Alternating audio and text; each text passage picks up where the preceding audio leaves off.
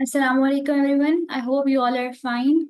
So today's lecture is a continuation of our previous discussion where we explored the processes of melting, freezing, boiling, and condensation. So today we will be wrapping up the topic of the changes in state of matter by covering the final two processes. The first one is the sublimation and the other one is the deposition. So let's begin. Sublimation is actually the process where a solid directly changes into a gas without becoming a liquid.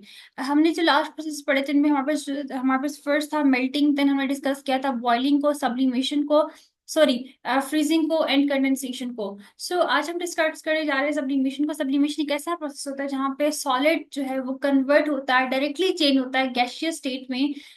Matter solid state directly change हो जाता है gaseous state में without becoming a liquid. Now we discuss like what happened, कैसे एक solid directly gaseous state में convert हो जाता है without converting or without changing, without becoming a liquid. So some solids have a particles that can gain enough energy to break away directly into a gaseous state. कुछ solid ऐसे होते हैं, कुछ solid particles ऐसे होते हैं जो इतनी एनर्जी गेन कर सकते हैं. मीन्स कि अगर आप सॉलिड पार्टिकल्स को अगर आपने हीट प्रोवाइड की हुई है, फॉर एग्जाम्पल यहाँ के पास एक कंटेनर है और उसमें सॉलिड के पार्टिकल्स प्रेजेंट है, और अगर आप उसको इनफ एनर्जी प्रोवाइड करें, आपने इतनी एनर्जी प्रोवाइड कर दी है, आपने इतनी हीट प्रोवाइड कर दी है कि वो सॉलिड के पार्टिकल्स ने बहुत ज्यादा वाइब्रेशन स्टार्ट कर दिया, और वाइब्रेशन के रिजल्ट में उनके बिटवीन जो बॉन्ड्स प्रेजेंट हैं, जो अट्रैक्टिव फोर्सेस प्रेजेंट हैं, वो ब्रेक हो जाती हैं और वो पार्टिकल डायरेक्टली गैसियस स्टेट में कन्वर्ट हो जाते हैं. अब वो लिक्विड में कन्वर्ट क्यों नहीं होते? बिकॉज आपने इतनी ज्यादा एनर्जी प्रोवाइड कर दी है, आपने इतनी हीट एनर्जी प्रोवाइड कर दी है कि अब पार्टिकल्स जो है वो इनफ एनर्जी को गेन कर जाते हैं, और उससे क्या होता है कि वो डायरेक्टली सॉलिड से गैसियस स्टेट में कन्वर्ट हो जाते हैं.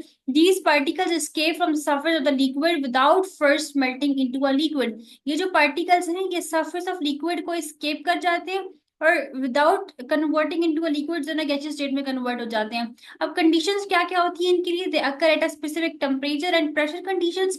इनके लिए एक specific temperature, specific pressure conditions होती है. मींस बहुत high temperature, high pressure provide करना पड़ता है. Only certain substances show a sublimation under the normal conditions. The next point is about the energy changes. So the potential energy increases as particles speed up, spread far apart. Definitely potential energy increase कर जाएगी. Lecture number 1 से हम लोग ये discuss करते हुए आ रहे हैं कि पोटेंशियल एनर्जी वो एनर्जी होती है जो पार्टिकल्स के मिड में जो बॉन्ड प्रेजेंट होता है उसमें, मीन्स के जो सेंटर में जो फोर्स ऑफ अट्रैक्शन प्रेजेंट होती है, उन फोर्सेस को, उस एनर्जी को उसने बीच में स्टोर किया, that is called as the potential energy. तो जैसे ही हमारे पास बॉन्ड्स ब्रेक होते हैं, पार्टिकल्स फार अपार्ट मूव करते हैं, तो पोटेंशियल एनर्जी क्या होती है? इंक्रीज कर जाती है.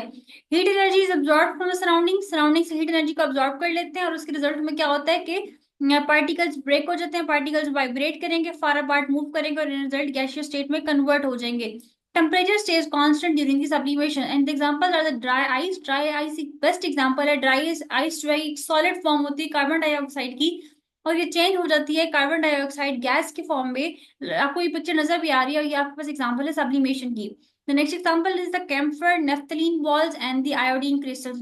कैम्फर जो है, इसमें अगर आप इस पिक्चर में भी देख सकते हैं कि कैम्फर की एक बॉल टाइप मटेरियल पड़ा हुआ है यहाँ पे, और अगर हम उसको हीट अप करें, उसको एनर्जी प्रोवाइड करें, और इससे क्या होता है कि डायरेक्टली जो है ये सॉलिड स्टेट से इसके यहाँ पे इसके मीन्स कि इसकी एशेज जो है यहाँ से निकल रही होंगी, और इसके फ्लेम जैसे आपने ऑन किया तो ये हीट अप हो जाएगा. ठीक है. सो कैम्फर जो है वो डायरेक्टली सॉलिड से गैसियस स्टेट में कन्वर्ट हो जाएगा. इसी तरह नेफ्थलीन बॉल्स और आयोडीन क्रिस्टल्स भी इसकी एग्जाम्पल है. नेक्स्ट हम मूव करते हैं the last topic, that is the deposition. Deposition means converting the gas into the solid. अगर solid state gaseous state में convert हो तो उसको कहते होते हैं sublimation. But if a substance which is present in the form of a gas converts into a solid state, then we call this process as a deposition. So deposition is a phase change where a gas transforms directly into a solid without passing through the liquid phase.